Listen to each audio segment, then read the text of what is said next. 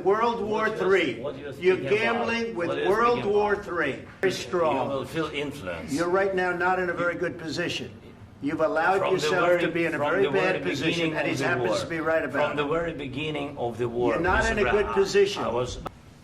Please, you think that if you will speak very loudly about the war, you can... He's not speaking loudly. He's not speaking loudly. No. You're not winning. You're not winning this. You have a damn because of us. Mr. President, we are staying in our country, staying strong from the very beginning of the war. We've been alone. Except that there are disagreements, and let's go litigate those disagreements rather than trying to fight it out in the American media when you're...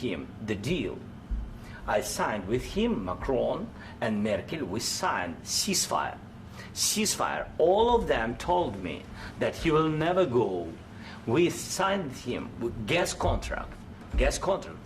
Yes, but after that, he broken this ceasefire. He killed our people, and he didn't exchange prisoners. We signed the exchange of prisoners, but he didn't do it.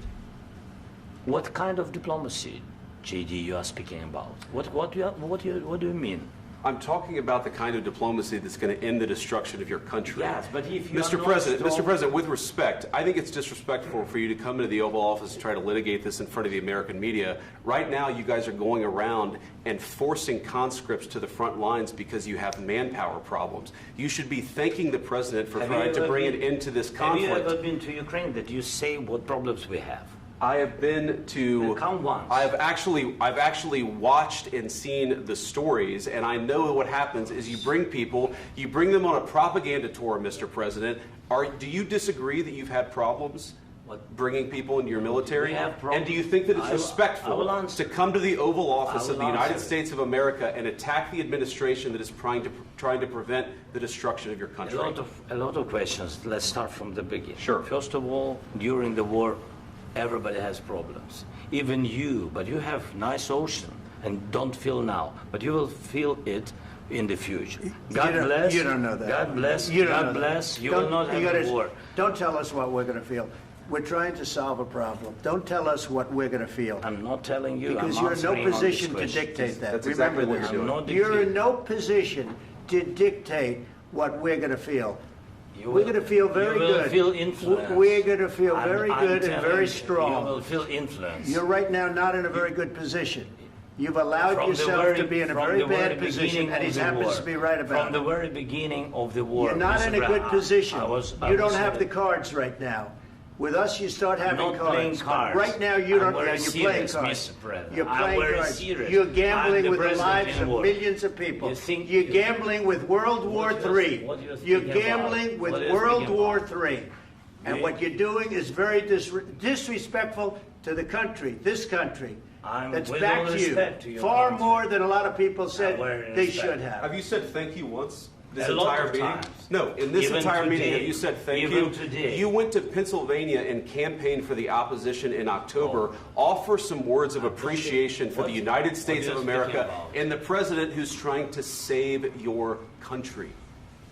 Please, you think that if you will speak very loudly about the war, you can... He's not speaking loudly. He's not speaking loudly. Your country's in big trouble. Can I Wait a minute. No. You've done a lot of talking. Your country is in big trouble. I know. You're not winning. You're not winning this.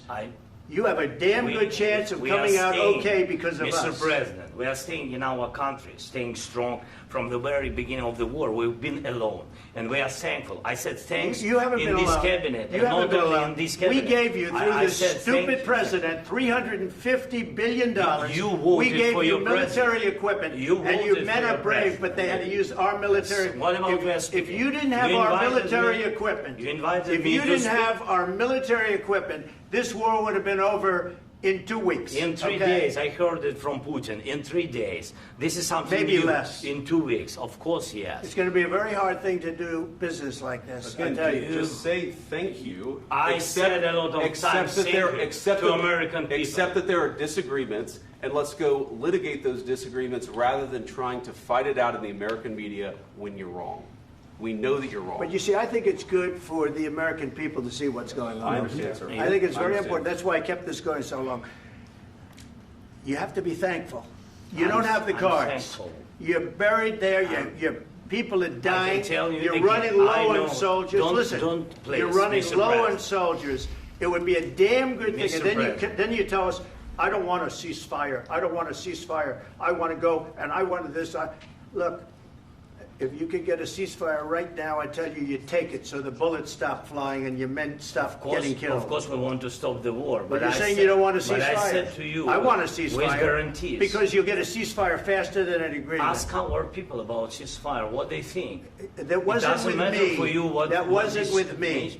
That was with a guy named Biden who was not a smart person. That was with Obama. It was your president. Excuse me. That was with Obama, who gave you sheets, and I gave you javelins. Yes. I gave you the javelins to take out all those tanks.